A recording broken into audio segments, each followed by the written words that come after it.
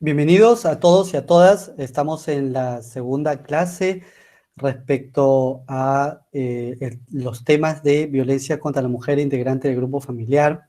Soy José Iván Saravia Quispe, soy juez especializado de la Corte Superior de Justicia de Lima Este. Estamos acá por una gentil invitación del Ministerio de Justicia en coordinación con la Comisión de Género del Poder Judicial. El día de hoy vamos a hablar sobre un delito que ha tenido algunas controversias, algunas dificultades, pero que ya vamos a ir empezando a superarlo, porque ya existe inclusive un acuerdo plenario que también lo vamos a analizar el día de hoy.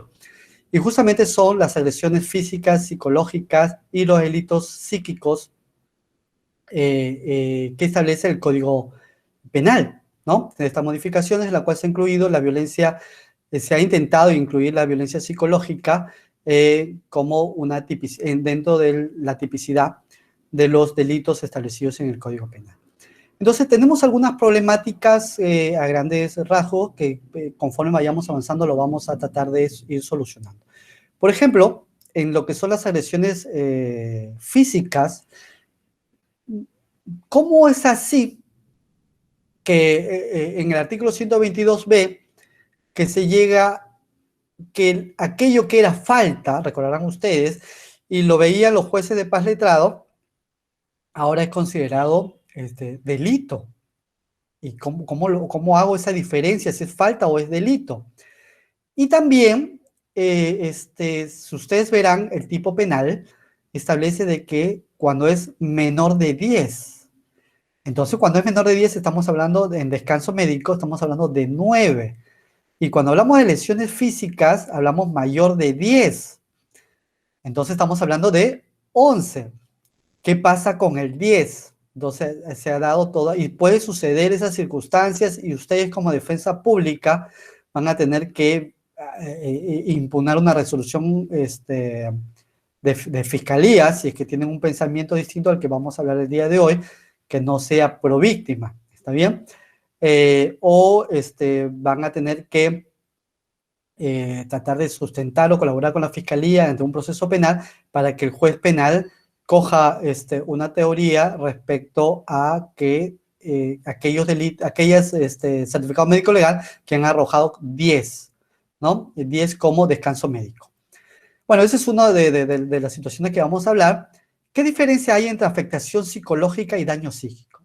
¿Es lo mismo? ¿Se acredita de la misma manera? ¿Cómo se acredita? ¿Es fácil de acreditar? Y más aún cuando muchos de esos delitos están siendo archivados en fiscalías. Hay mucho trabajo que hacer también en fiscalía. Estamos haciéndolo, colaboro también con la Escuela del Ministerio Público desde el año pasado, y estamos trabajando en base a ello para ir mejorando la aplicación y la investigación respecto a este tipo de delitos que no son tareas fáciles tampoco. Después tenemos que ver qué pasa si las sanciones son efectivas, porque recordarán ustedes que las normas de circulación son efectivas. Eso sucede, va a suceder, porque algunos jueces no las varían, ¿no? Entonces vamos a analizar eso también porque es importante que lo podamos comprender. Y finalmente, también es importante establecer respecto a los informes del Centro de Emergencia Mujer sobre la violencia psicológica y las pericias del Centro de la División Médico-Legal, ¿correcto? ¿Cuál acredita la afectación psicológica? ¿Cuál acredita el daño psíquico? ¿Qué pasa cuando se presentan dos pericias? Son cosas que se presentan en el TERIT diario y que tenemos que también saber. Y sobre todo, todo hecho de violencia contra los niños es un delito. ¿Debería quedarse algunos casos en el ámbito de tutela? Son preguntas que también son interrogantes importantes que hacemos en el 122b y en el daño psíquico, ¿no? Y lo vamos a ver el día de hoy. Muy bien, primero quiero como introducción también señalarle de que no ha sido fácil, ya que estamos en el ámbito de sanción, no ha sido fácil la incorporación de los derechos penales, en el derecho penal respecto a estas tipologías. Y ha sido todo un proceso de reformas legales que han ayudado a llegar al estadio en el cual nos encontramos, sobre todo en la lucha de la violencia contra las mujeres. porque como integrante familiar, de alguna forma, encaja que el sujeto pasivo es cualquier persona, ¿correcto? Entonces cualquier persona encaja como sujeto pasivo. Pero en el caso de las mujeres han habido algunas circunstancias que han tenido que ir cambiando paradigmas en el derecho penal como lo sigue habiendo. Muy bien. La primera reforma que hubo es orientada a hacer efectiva la neutralidad de tipos penales a través de la eliminación de delitos que la cual se establecía sanciones por incumplimiento o imposición de estereotipos. Como por ejemplo, una mujer no puede ser infiel porque la visión inmaculada de una mujer al cuidado de los hijos, la infidelidad, se ve como algo no apropiado y que debería ser sancionado, ¿correcto? Entonces, anteriormente se sancionaba la infidelidad, pero solamente la infidelidad de las cometidas por las mujeres, más no por los varones, porque la figura del varón tenía otra connotación o otros roles distintas de la mujer. En Perú eso no es sancionable en la actualidad, pero valgan verdades, en comunidades nativas y campesinas sí existen ciertos hechos que se sanciona teniendo como sujeto pasivo de la infracción, en este caso, a la mujer como mujer infiel. Y que se diga de otros países, sobre todo en parte del África y alguna parte de Asia, en la cual la religión prima y por lo tanto se sanciona este tipo de actos, ¿correcto? En Perú, felizmente hemos avanzado en el derecho penal sobre ello, pero hay países que todavía mantienen ese tipo de sanciones.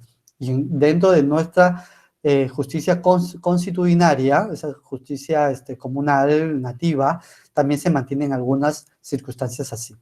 Muy bien, y pasamos luego de ese tipo de reforma penal a la reforma dirigida a sancionar ciertas conductas de violencia en la esfera privada.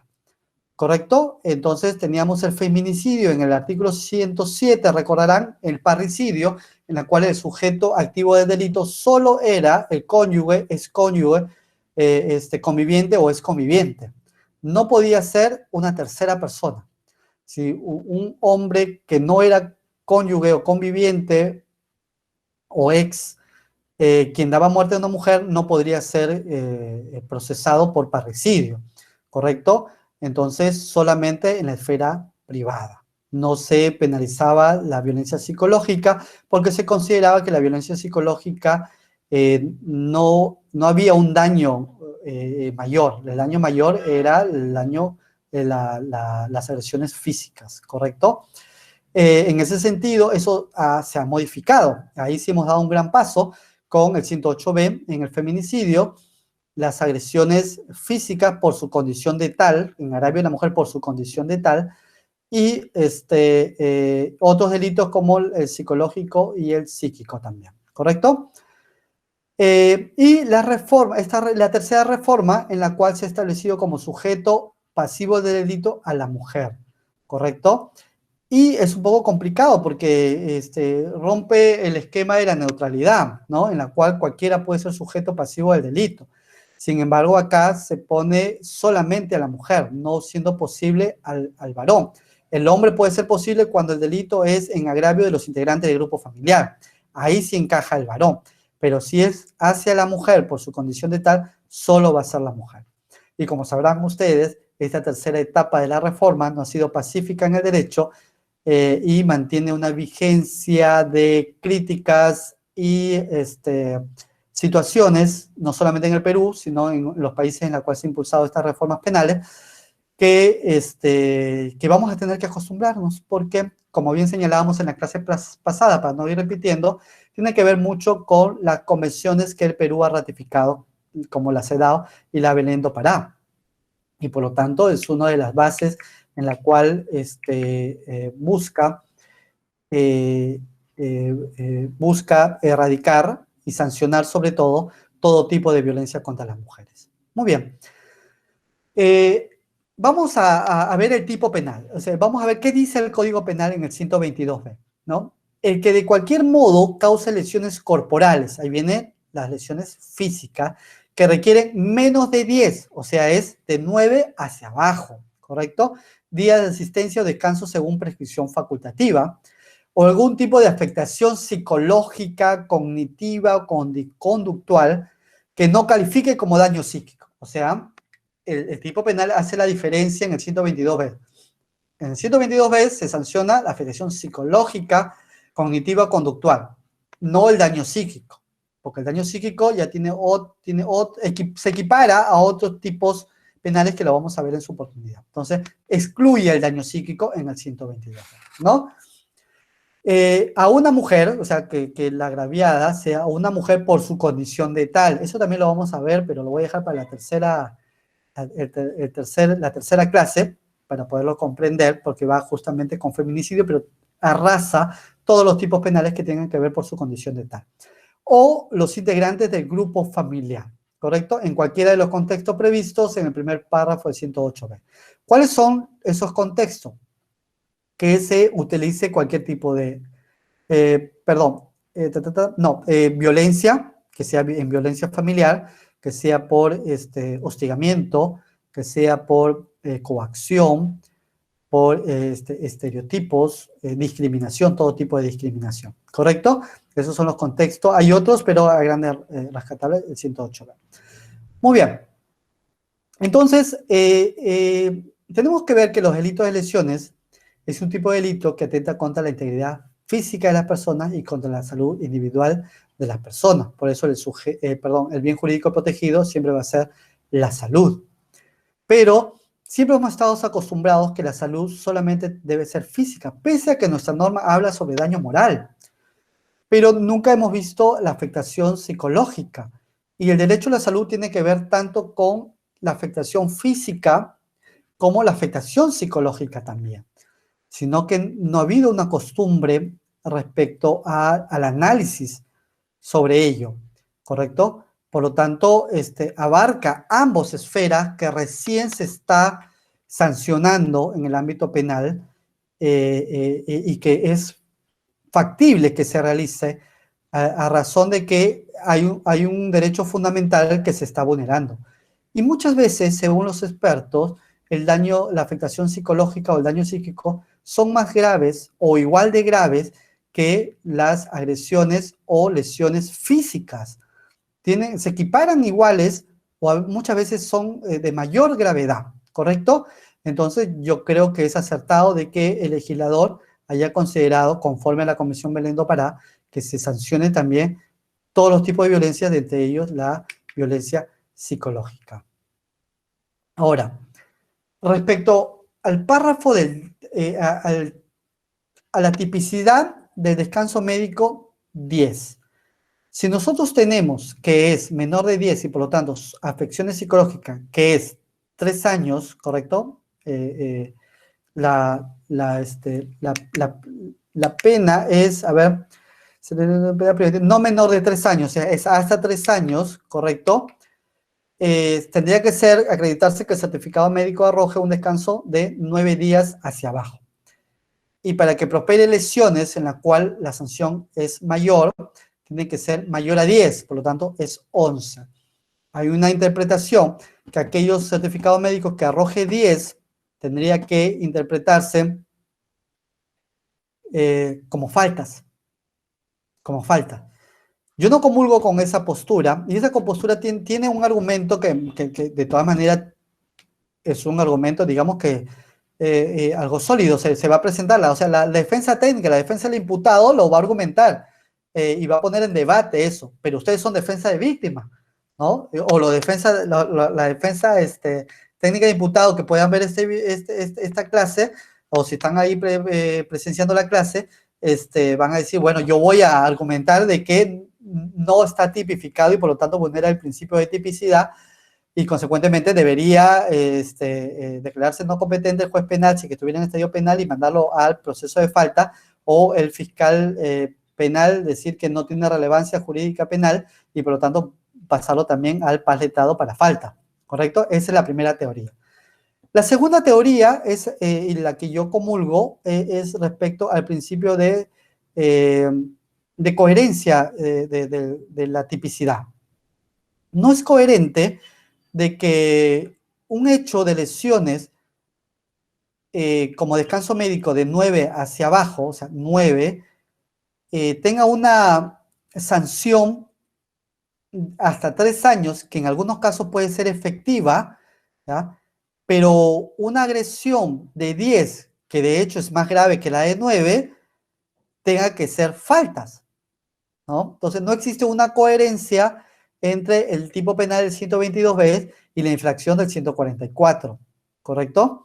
Entonces, y yo comulgo que tiene que ver mucho con el elemento del descanso o la asistencia, ¿no? De asistencia o descanso médico. Y tenemos que comprender, y definitivamente el legislador patinó ahí, creo que debió haber un mayor análisis, no estaríamos nosotros viendo esto en los procesos penales, ¿no? En los procesos en la actualidad, que involucra al fiscal, al juez penal y a la defensa, sea de víctima o la defensa del imputado, por encontrar este vacío y tratar de debatir el proceso sobre este vacío, ¿correcto? Pero ya estamos acá, ¿no? O sea que nuestra función es justamente, como abogados, solucionar algunos temas dentro del ámbito del derecho penal también.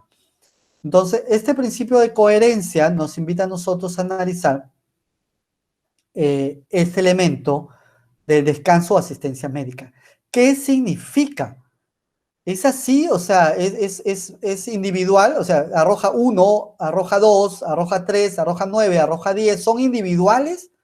Cada uno es una tipicidad individual, así se interpreta, ¿no? Y tiene mucho que ver con el grado de gravedad, ¿no? Cuando el perito médico establece una cuantificación, tiene que ver con el grado de gravedad del hecho, ¿correcto? Entonces, ahí también tiene que ver con la cualitatividad del hecho. Tenemos dos circunstancias que determina el descanso y la asistencia médica, ¿correcto?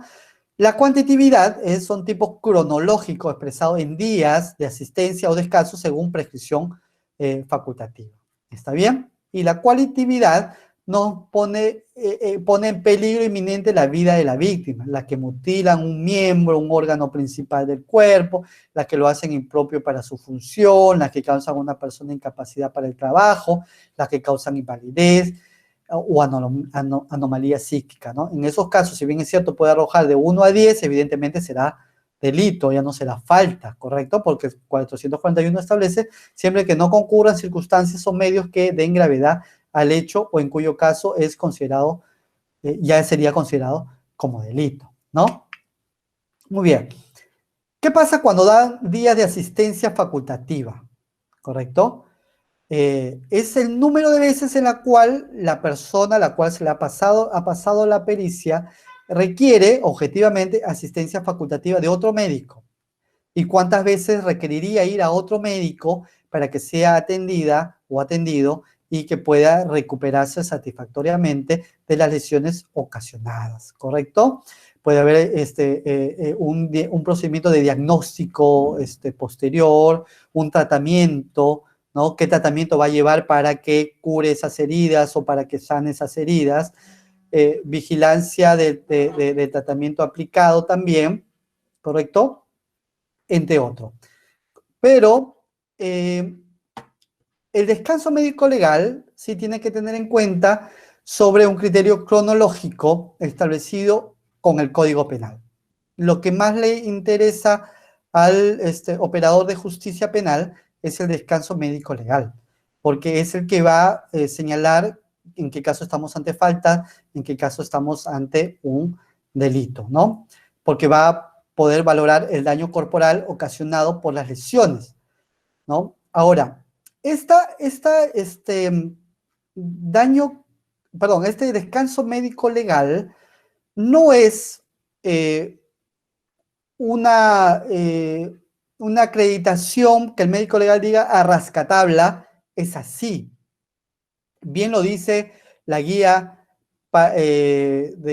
respecto al tratamiento que deben dar los médicos legistas a las lesiones físicas, y en este caso agresiones físicas. Dice bien claro que se refiere al tiempo aproximado. porque lo que nos da el perito al juicio, al proceso, y lo vamos a ver también con las pericias psicológicas, no son prueba plena, no son prueba tasada. Lo que incorpora es un hecho científico al proceso penal. Eso es lo que incorpora, un hecho científico al proceso penal. Y es un aproximado. Entonces, lo que hace es orientar a la autoridad competente para la tipificación jurídica de la lesión, porque el médico legal no tipifica. Quien tipifica es el fiscal y es el juez en su sentencia, ¿correcto? Quien va a establecer si esto es falta, si esto es delito, no es el médico legal. Pero el médico legal sí nos va a ayudar, y pueden ustedes, los de la defensa técnica, bueno, la defensa pública del imputado, no convendría que vaya el médico legista a ratificar o que se le pregunte sobre esto que vamos a hablar, pero sí a la defensa de víctima y sí al fiscal. Porque el médico legista en juicio, si es que llegan a juicio, ¿correcto? Y probablemente ante esta duda podrían llegar a juicio, va a establecer justamente esa aproximación. Porque para llegar a 10, el médico ha tenido que establecer la gravedad del hecho respecto al 9, al 8. Porque no son individuales, los descansos no son individuales, son cronológicos, ¿ya? En criterios cronológicos que va acorde a los hechos graves. Entonces, no puede ser falta un certificado médico de 10 porque el hecho es más grave que el de 9, ¿correcto? Y no puede desconocer la tipicidad en esa aproximación que estamos dentro del grupo del 1 al 9, dentro de ese marco de descanso médico de 10. Y por lo tanto, desde mi humilde opinión, y así también lo han establecido otros colegas, si bien es cierto, no se establece el 10 y podría vulnerar el derecho de tipicidad, en un análisis del elemento del descanso en su cronología y en su gravedad, tenemos que entender que los números no son aislados, sino son cronológicamente, establecen la gravedad del hecho. Y la gravedad del hecho del 10 es porque también es un 9 y un 8. ¿Se dan cuenta ustedes? Y eso lo puede explicar con una pregunta muy sencilla. Usted puede señalar que este descanso médico usted ha dado 10, probablemente tiene una gravedad tan igual como un 9, ¿no? Y el médico va a responder y va a explicar todo lo que le acabo de decir sobre la cronología y la gravedad del hecho, y es evidente que hacer 10, un 9 calza perfectamente, ¿no? Y ya como abogados habría que argumentar respecto al descanso, qué significa el descanso dentro del tipo penal, y qué significa la pericia psicológica, perdón, la pericia del médico legal en el proceso. No es prueba tasada, es un elemento científico que el juez va a tener que valorar al momento de determinar si esto es falta o o si es un delito, ¿correcto? Y finalmente tendrá que establecer cuál es el tipo penal que encaja al hecho, ¿correcto?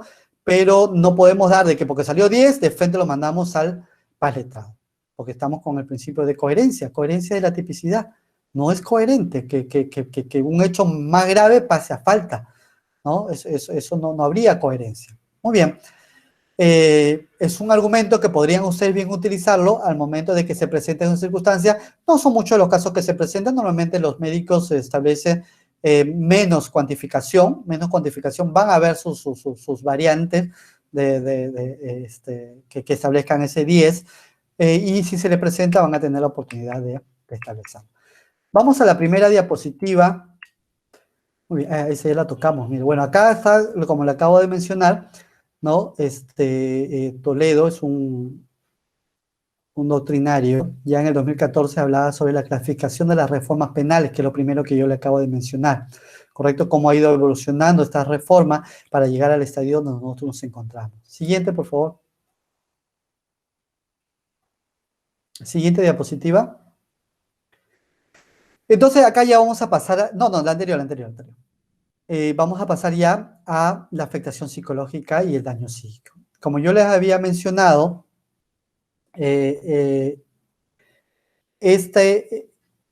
esta nueva tipicidad tiene que ver mucho con el derecho a la salud. Antes estábamos acostumbrados que sea solamente el daño, la afectación física, el daño físico, las lesiones físicas, pero habíamos dejado de lado la afectación psicológica y el daño psíquico. Ambas cosas son totalmente distintas y están tipificadas de manera distinta también. Y hay algunas dudas que se tienen cuando se presenta la imputación. Si solamente se tiene que establecer respecto al hecho que se denuncia. Por ejemplo, el día tal, del mes tal, del año tal, a la víctima se le dijo tal cosa, se le gritó tal cosa, se le humilló de tal manera, pero el fiscal y la defensa de víctima va a tener que trabajar ahí mucho también, está presentando medios probatorios, elementos probatorios respecto a otros hechos anteriores de afectación psicológica que probablemente hayan sido archivados, ¿correcto? O probablemente no se había generado la afectación psicológica, sino que eran hechos aislados, como le llaman los psicólogos, eh, hechos circunstanciales, ¿correcto? Pero lo está presentando como elemento probatorio cuando tenemos que ceñirnos estrictamente al hecho ocurrido el día tal, del mes tal, el año tal. El acuerdo plenario 02-2016, que los y las invito a leerlos, nos habla ya, o sea, ya hay jurisprudencia, sobre todo un acuerdo plenario, respecto a la afectación psicológica y el daño psíquico, ¿no? Entonces, este acuerdo plenario rescata la doctrina de Soria, ¿no? En la cual señala de que en estos tipos de violencia psicológica y psíquica hay dos importantes grupos de delitos. El delito de impacto y el delito de desarrollo prolongado. El delito de impacto, ¿ya?, se produce en un periodo relativamente breve y los periodos evolutivos y de afrontamiento de la víctima se produce una vez cesado el evento negativo. Ejemplo. Y ese delito que queremos, es el mejor delito que hay, en el sentido de poderlo acreditar y probar. ¿Está bien? Ejemplo, un niño observa un hecho de feminicidio. Papá mata a mamá, ¿correcto? Es un hecho de feminicidio por imposición de estereotipos o por violencia familiar, que podría darse. Y esa situación que vivió el niño, que es un periodo leve, momentáneo, lo impacta y cuando termina la situación del crimen realizado, empieza el evento negativo de la afectación psicológica, o sea, la reacción del niño empieza luego que cesa ese acto violento, ¿correcto? O en la misma mujer, cuando la han intentado violar o la han intentado matar, ese impacto, ese shock que es breve, ¿no? Y ahí escapa del hecho o se interrumpe el hecho por circunstancias, por circunstancias que lo convierte en tentativa el feminicidio o el acto sexual, ¿correcto? ¿No? Y cesa, ese impacto le genera una afectación psicológica o un daño psíquico, ¿correcto? Entonces, ese es el delito ideal, en el sentido de que solamente vamos a hablar sobre los hechos que se le imputa el día tal, de la hora tal, ¿correcto? No hay más que hablar sobre esa situación. Y el psicólogo o el psiquiatra, en el caso del daño psíquico, va a establecer de que ese hecho ha impactado en la víctima y por lo tanto ha generado la afectación psicológica cognitivo-conductual o el daño psíquico. Maravilloso, no hay nada más que hablar y debatimos sobre eso. Pero hay otro tipo de delitos que se llama el delito de desarrollo prolongado. Generalmente aparece una relación prolongada en el tiempo entre la víctima y su agresor, induciendo una vulnerabilidad de esta, tanto la evaluación cognitiva como el afrontamiento se produce aún dentro del mismo suceso, pero puede aparecer periodos de relativa calma, ¿no? Y el agresor permite pues un mantenimiento de la relación delictual progresivamente. Este tipo de delito es un poco más complejo y se presenta con mayor facilidad.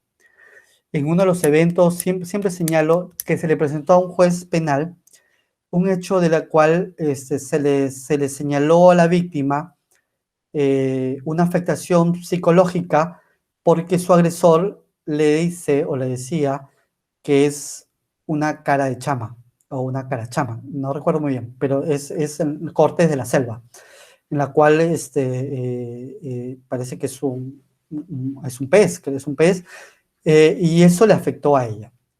Y el juez se puso en la disyuntiva, y fue el debate porque él expuso en ese evento, y todo el análisis de la afectación psicológica se vio justamente en ese ejemplo. Y en la parte que me llegó a mí la intervención, yo también cité ese ejemplo. Y justo tiene que ver con el delito de desarrollo prolongado, porque para nosotros ese carechama que se le dijo a la víctima, o cualquier otro insulto que se le diga a la víctima, no es un delito de impacto. ¿Se dan cuenta? O sea, no es que el hecho que le haya dicho ese día, el día tal, la fecha tal, el año tal, ¿ya? Le haya afectado psicológicamente. Porque si lo vemos así, de alguna manera, uno va a decir, increíble, ¿cómo puede ser eso? Eso no tiene una relevancia penal y probablemente no lo tenga, ¿correcto?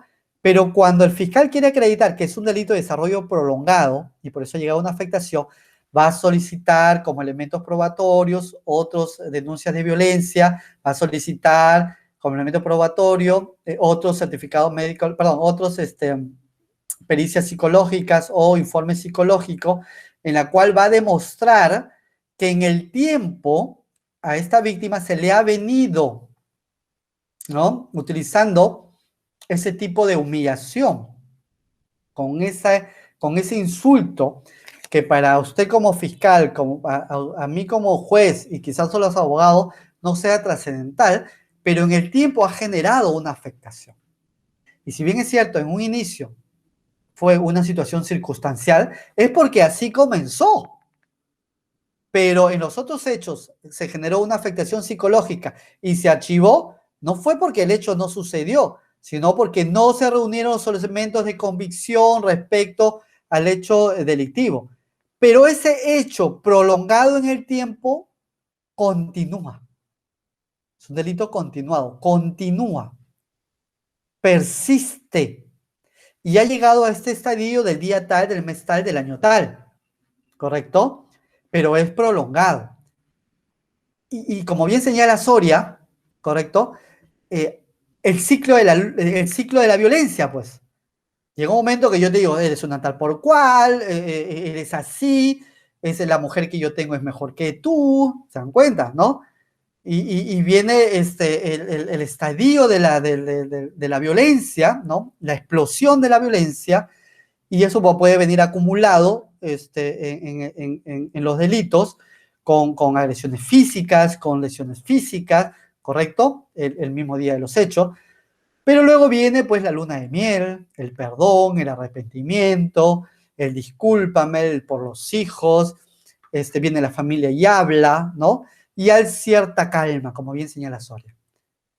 Pero regresamos al ciclo de la violencia y vuelve de nuevo los insultos, eres una tal por cual, y justamente en esa situación prolongada de tiempos de calma, ¿no?, denuncia a la víctima nuevamente, porque la violencia continúa. Entonces ahí se tiene que acreditar no como un delito de impacto, sino como un delito de desarrollo prolongado. Base normativa, no solamente la autoridad, sino lo ha desarrollado ampliamente el acuerdo plenario 02-2016, que los y las invito a leer. Muy bien. Vamos a diferenciar qué cosa es un daño psíquico y una afectación psicológica cognitiva y conductual, porque es importante, porque en el 122b descarta el daño psíquico, no ingresa el daño psíquico, Por lo tanto, un juez, porque si ha sucedido, o sea, debe haber defensores públicos de provincia, porque cuando he dictado en la academia, muchos fiscales me han dicho, doctor, yo estoy interponiendo o promoviendo la acción penal como fiscal, afectación física y psicológica, y el juez me dice, oiga, previamente usted haga una pericia psicológica o psiquiátrica para establecer si hay daño psíquico. Y no tiene nada que ver una cosa con la otra, ¿correcto? Para que haya daño psíquico, la primera pericia psicológica va a decir, el psicólogo va a decir, hay probabilidades de que esto termine en un daño psíquico. Y vamos a ver cómo se hace el procedimiento del daño psíquico, ¿correcto? Pero si dice hay afectación psicológica, ¿correcto? Y no dice que esa afectación psicológica hay probabilidad de que haya daño psíquico, hay afectación psicológica. No voy a quedarle. Y tiene que promoverse la acción penal como afectación psicológica cognitiva conductual. Daño psíquico tiene que ver otras circunstancias, ¿no? Y ahí donde tiene que entrar a tallar el fiscal y la defensa pública de víctima para establecer con el Acuerdo Penario 02-2016, que son dos cosas distintas, y que la tipicidad del 122B excluye el daño psíquico. Y no hay necesidad que haya un documento que diga no hay daño psíquico. Me dejo entender, porque así lo están entendiendo, porque como dice que no haya afectación psíquica, está entendiéndose de que tenga que acreditarse el daño psíquico, ¿no? Y cosa que no viene a ser correcto. Muy bien. Entonces, ¿qué es el daño psíquico? El acuerdo plenario señala o invoca a Marta Perela La Rosa, ¿ya? Que dice que el daño psíquico hace referencia no solo a la mente, sino que posee el matiz de enfermedad. Cuando hablamos, a diferencia de la afectación psicológica, ¿ya? El daño psíquico ya hablamos de una enfermedad. Ahora, ¿la reiterada afectación psicológica puede dar un daño psíquico? Sí, que tiene que ver con el delito prolongado, ¿no? O sea, afectación psicológica, que quizá algunos se archivaron, etcétera, etcétera, y que al final esa reiterada afectación psicológica cognitivo-conductual puede llegar a un daño psíquico, por supuesto que sí, puede llegar. Pero es el psicólogo o el psiquiatra quien nos va a indicar que en el primer informe diga hay probabilidades, ¿no?, de que haya un daño psíquico. Amerita un informe posterior. Entonces, ahí la investigación para, porque ya no estamos de una afectación psicológica cognitivo-conductual, sino que el daño, el delito prolongado se ha convertido en un delito mayor, que es el de un daño psíquico, ¿correcto? Porque está viendo el psicólogo, y muy probablemente lo deriva el psiquiatra, que eso sucede, que el psicólogo derive ese caso al psiquiatra para que haga la evaluación, porque ya amerita enfermedades psiquiátrica, psicológica, que afecta a la mente y que requiere una atención médica y que muchas veces no se va a retrotraer, o sea, va a ser perenne, ¿no? Va a ocasionar una enfermedad mental que va a ser prolongada en el tiempo y probablemente no se va a curar, como algunos sí, y eso va a depender para que se establezcan los niveles, si el daño leve, moderado o grave o muy grave, ¿correcto? Pero digamos que ya estamos hablando en circunstancias mayores, por eso es de que las penas sobre el daño psíquico son mayores y se equipara el daño moderado, psíquico moderado, como lesiones y el daño grave o muy grave como lesiones graves, porque las penas son más altas, ¿correcto? Porque estamos hablando ante una enfermedad. A diferencia de la afectación psicológica, el daño psíquico se da un procedimiento más complejo. No basta una sola pericia psicológica, ¿no? Por lo tanto, tiene que determinarse la presencia o no del daño psíquico, que es la primera evaluación, ¿correcto? Y luego se tiene que determinar el nivel ocurrido del daño psíquico, que es leve, moderado, grave o muy grave, ¿correcto? La definición del daño psíquico podríamos darlo como la afectación de la alteración de alguna de las funciones mentales o capacidades de la persona producida por un hecho o un conjunto de situaciones de violencia. ¿Se dan cuenta? El daño psíquico puede ser de impacto, o puede ser un conjunto de situaciones de afectación psicológica que ha conllevado en el tiempo a un daño psíquico. Por eso que no nos sorprendemos de que en muchos de estos casos no solamente tengamos que hablar sobre el día, hora y fecha de los hechos, sino que tengamos que ver hechos anteriores con la finalidad de acreditar de que ese delito, ¿no?, es un delito prolongado. Es un delito prolongado psicológico o de daño psíquico prolongado y que se ha venido produciendo a través del tiempo. Muy bien, ¿no? Tiene 3 fases, lo voy a hablar brevemente, ¿ya?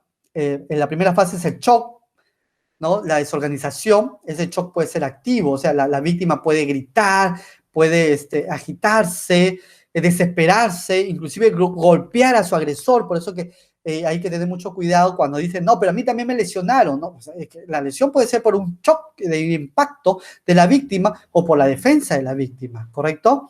Puede ser también un shock pasivo, ¿no? Que puede ser el silencio de la víctima, la hipoactividad motriz, la deambulación de la víctima, salir de la escena del crimen, deambular por la calle sin decir nada, ¿no? Hay mucha gente que se queda impactada, o se ducha y a veces elimina los elementos probatorios. No quiere decir que está consintiendo, por ejemplo, una violación sexual, sino que se siente sucia, se siente asqueada y se ducha, no quiere decir que ha consentido, ¿no? O no dice nada, no grita, no patalea y tampoco quiere decir que ha consentido, ¿correcto? Sino que se encuentra en un shock pasivo del hecho.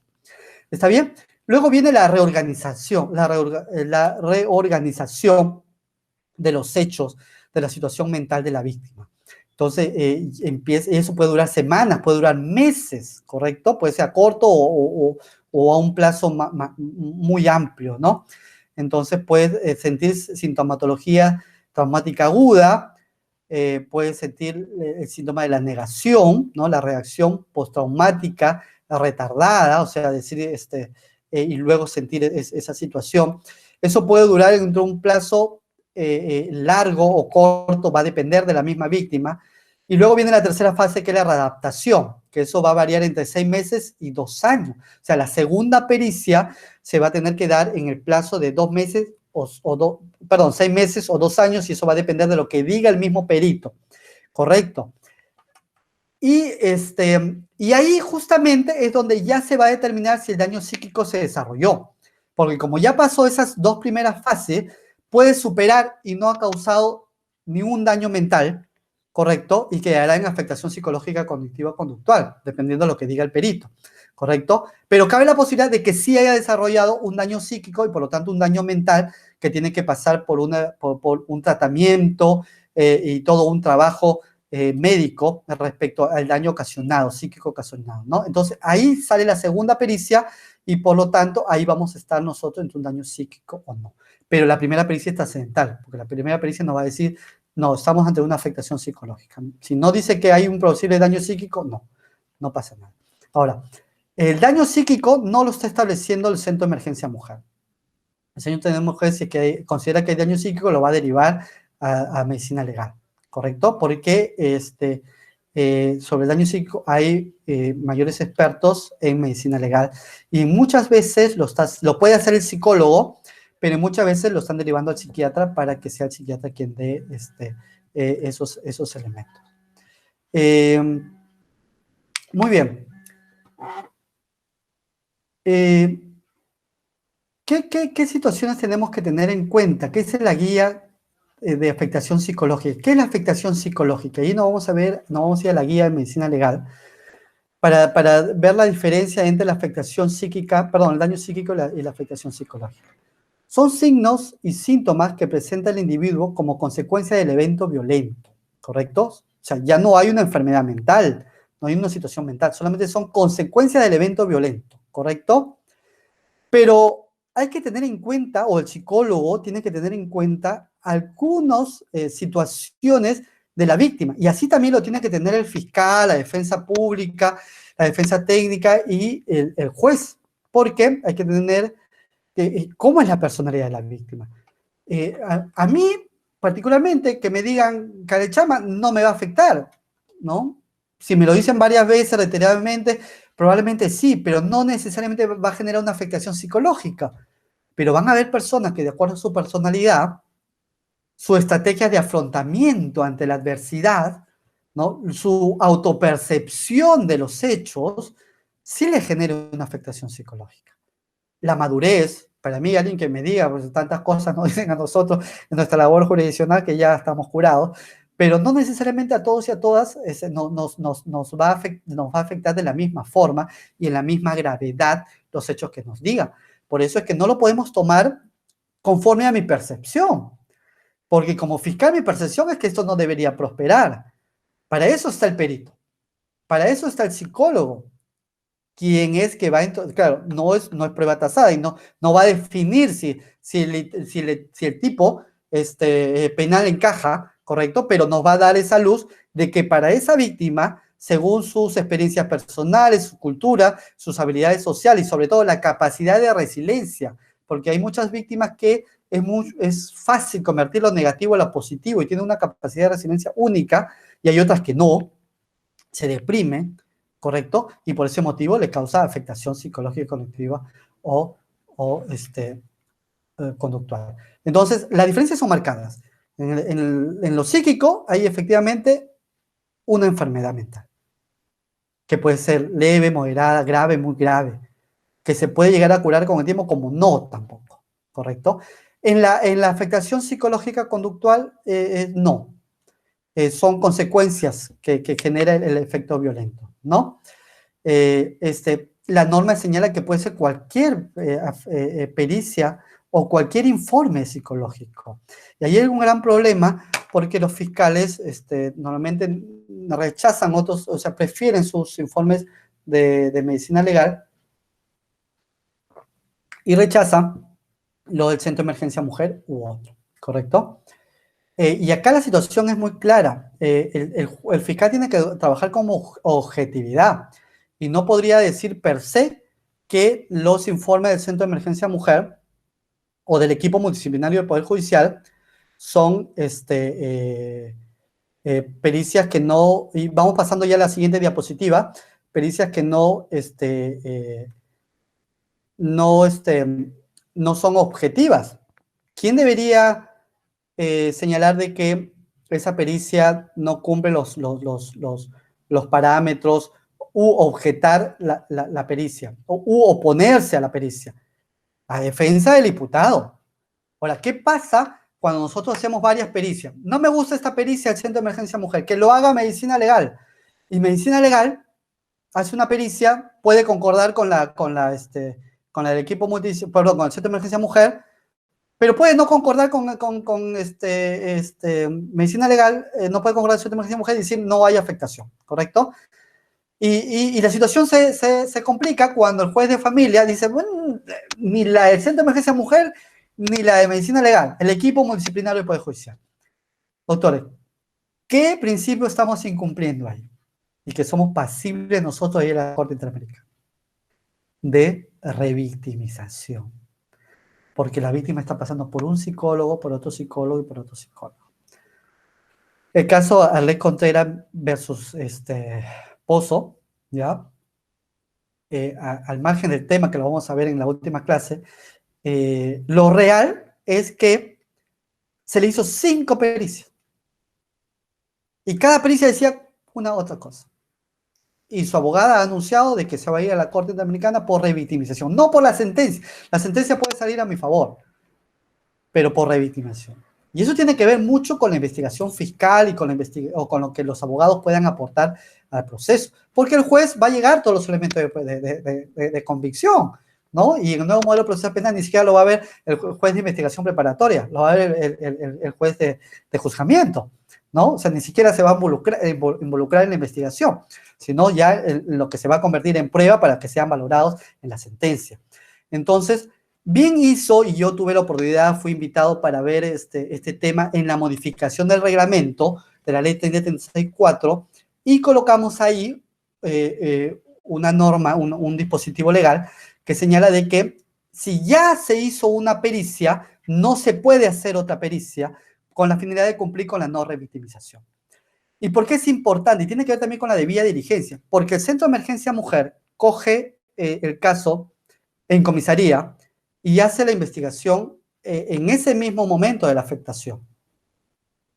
Pero si medicina legal hace la pericia de aquí a 3 meses, 4 meses,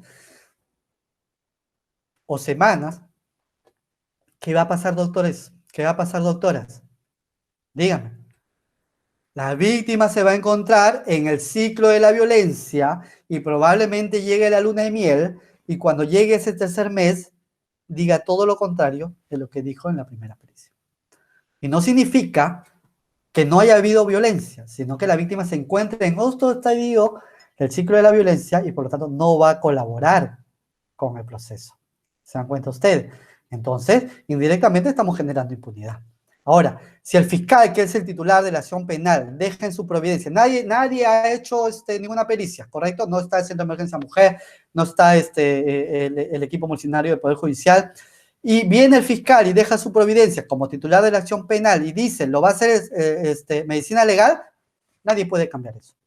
Porque estaríamos ante ¿qué, doctores? Ante un perito oficial, conforme lo dice el Código Procesal Penal. Y el titular de la acción penal es el fiscal. Y por lo tanto hay. Pero si es que el fiscal no ha ido suele pasar, no ha ido a comisaría, las decisiones preliminares las está haciendo la policía, todavía no ha dado su providencia, cualquier institución, dice el Código Procesal Penal, interesado en la evaluación de estos tipos de temas, tiene la potestad de hacer la evaluación sin necesidad de que lo ordene un juez o un fiscal. ¿Correcto? Entonces, por eso mismo, hacer el Ministerio de la Mujer una institución pública, interesada en la colaboración de la investigación de estos procesos, está facultada para hacer este tipo de pericia. Entonces, hay que ver, pero sin revictimizar. Muy bien, pasamos a la siguiente diapositiva, ya para ir acabando esta primera parte y ir despejando las últimas dudas que tenemos. A ver. Muy bien.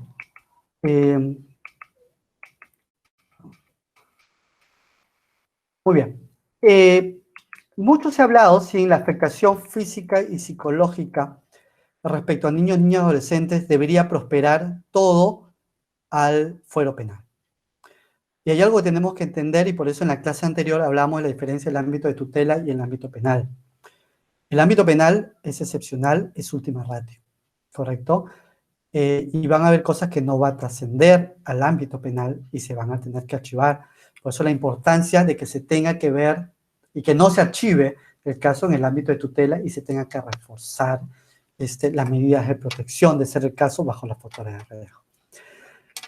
Y nosotros tenemos mucho en cuenta respecto a los castigos humillantes y físicos, ¿correcto?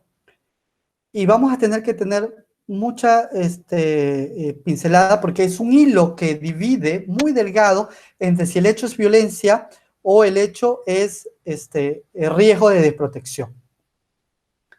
Me dejo explicar. Para que haya afectación psicológica, cognitiva, conductual, o haya afectación física, tiene que ser doloso o culposo, ¿correcto? En culpa tiene que haber una negligencia y tiene que haber quién protege a la persona, es el padre o madre, por ejemplo, ¿no? Y bajo una negligencia de salud, por una negligencia de situaciones, se ha ocasionado este tipo de afectaciones, este tipo de agresiones físicas, normalmente por terceras personas o por ellos mismos, ¿correcto? Pero en el dolo tiene que haber justamente la intencionalidad de ¿qué? De violentar, de agredir, de dar una afectación psicológica. Y muchos de los casos no necesariamente es así, sino que es por una corrección inadecuada y prohibida, porque está prohibida. Recordarán ustedes que en el Código Niño, Niña y Adolescente señalaba de que los padres pueden corregir moderadamente a los niños, a sus hijos, ¿se acuerdan? Eso se derogó, salió una nueva norma en la cual señala que estaba prohibido toda corrección física y humillante. Está prohibido, ¿correcto? Pero digamos que la situación de los padres no es violentar al niño. La situación de los padres en este hecho es corregir al niño de manera inadecuada y prohibida. Entonces estamos ante riesgo de desprotección porque el padre no sabe, no ha aprendido, está acostumbrado a educar, entre comillas, cosa que no es una educación, de manera inadecuada y prohibida. y necesita la intervención inmediata de la Unidad de Protección Especial del juez de familia para dictar medida de un especialista en psicología, un especialista en tratamiento para corregir, para educar a los niños correctamente. ¿Está bien? Entonces, no necesariamente eso puede entrar al ámbito penal. Puede quedar en el ámbito de tutela. Pero digo que hay una línea muy delgada porque puede suceder que esa corrección inadecuada se haya convertido en hechos de violencia. O sea, la intencionalidad del padre ya no es corregir, digamos, entre comillas, que está prohibido, ¿ya? Al niño, niña, adolescente, sino que la situación es generar violencia en el niño, niña, adolescente, sobre pretexto de la corrección inadecuada. Es distinto. Entonces, la investigación fiscal tiene que tener mucho cuidado al momento de recabar los elementos los elementos de convicción, porque yo no puedo dejar de lado diciendo de mi perspectiva, oiga, esto no es una corrección inadecuada, de que lo vea la Unidad de Protección Especial, que lo vea el juez de familia, que vaya corrigiendo esa situación. Pero si yo investigo más, yo siempre he dicho que en los casos de violencia, si el fiscal investiga, abre la caja de Pandora, porque hay muchas cosas dentro de la violencia, porque es en 4 paredes, ¿correcto? Si yo sigo investigando y en esa investigación a la cual tiene derecho el niño, niña, adolescente, encuentro que ese hecho sí es violencia, ¿correcto? Que utiliza la corrección inadecuada y prohibida para violentar al hijo dolosamente, estamos ante un hecho delictivo. ¿Está bien? Entonces hay que tener mucho cuidado al respecto.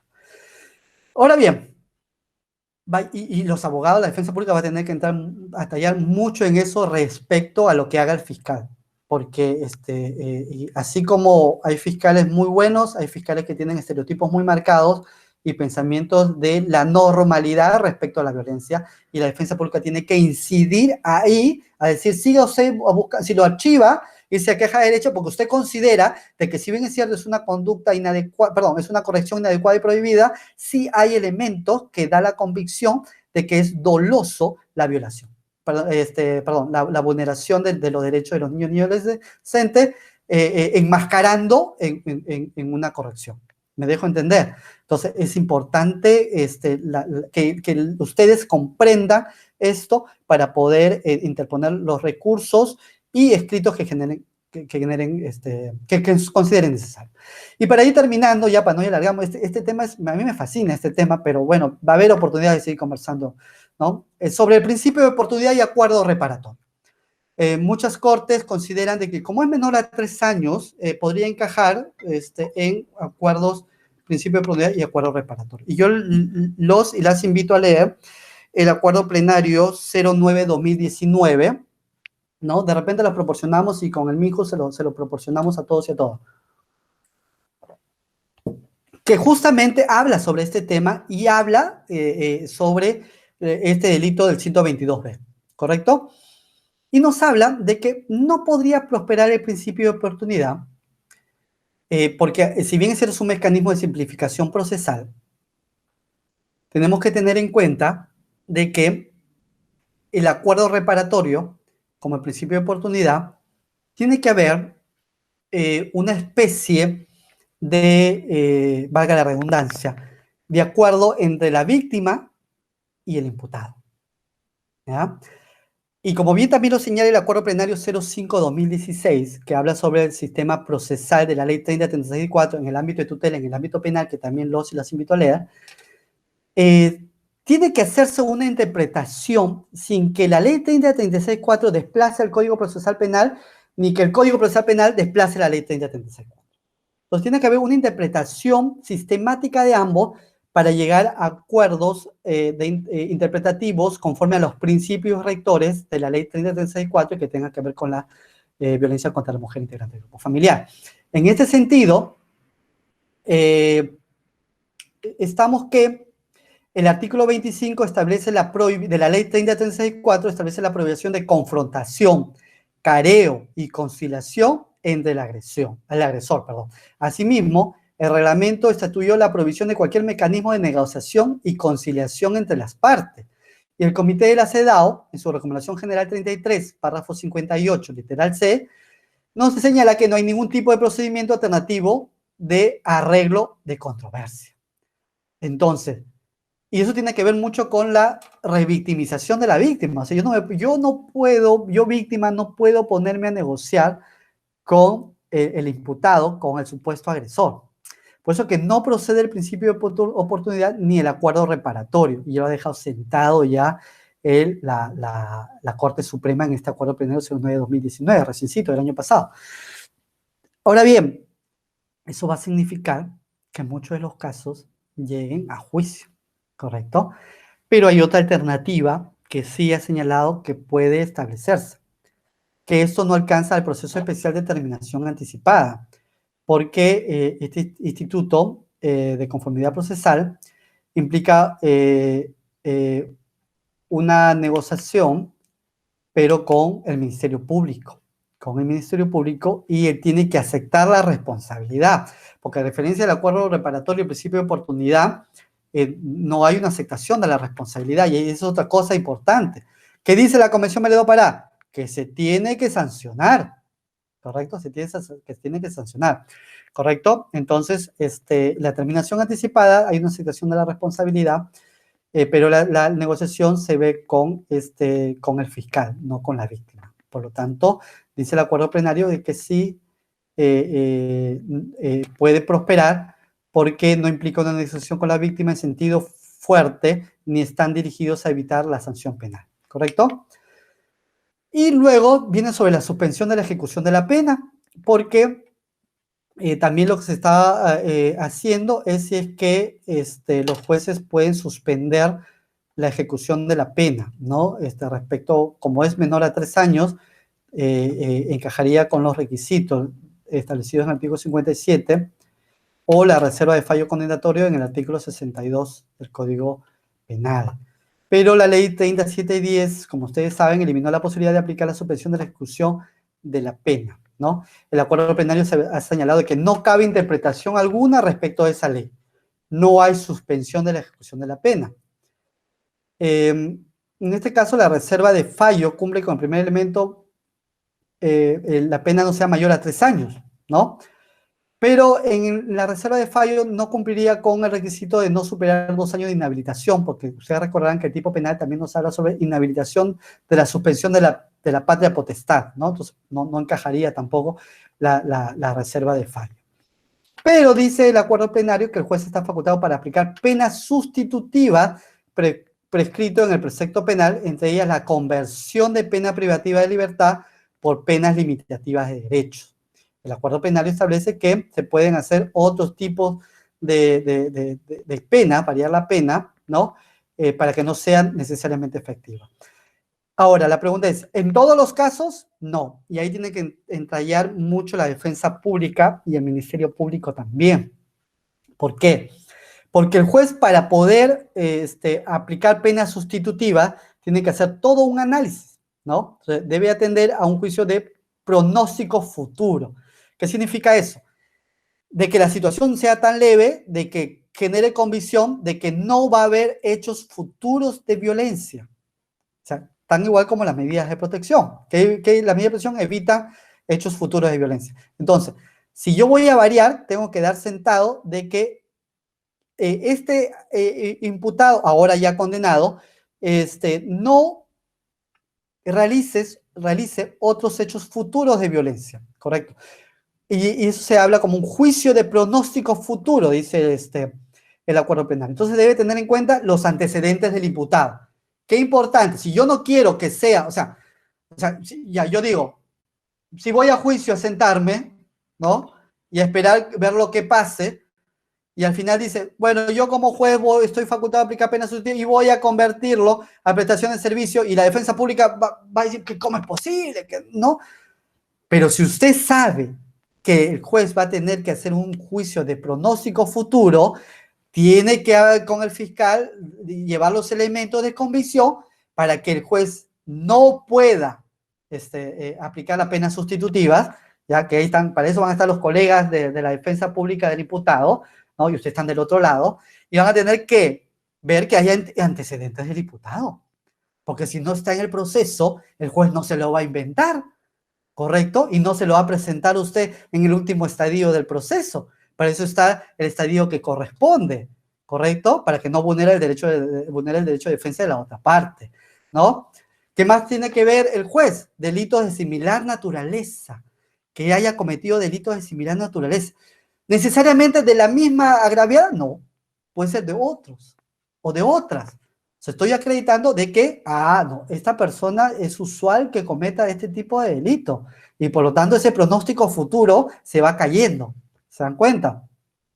La naturaleza y número de agravantes que se ha solicitado en la imputación fiscal, ¿correcto? La persona de agente y la ficha de valoración de riesgo. Entonces, la ficha de valoración de riesgo no es un medio de prueba, señores. Si ustedes quieren acreditar la afectación psicológica,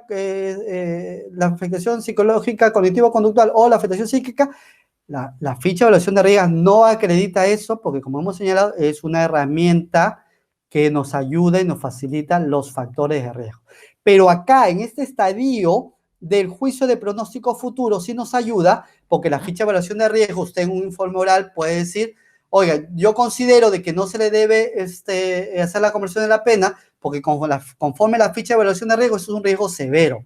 Y por lo tanto, conforme acreditado el señor juez de familia o la señora jueza de familia, este hecho se puede agravar y puede cometerse delitos mayores, ¿correcto? Y finalmente la relación que tenga la víctima y números apertos, otro badaje de elementos que pueda acreditar que o no haya un juicio de pronóstico futuro o haya un juicio de pronóstico futuro de que esta situación se puede agravar. Entonces, ahí el trabajo de la defensa pública de víctima para generar comisión en los magistrados y magistradas que se dé una pena efectiva, ¿no?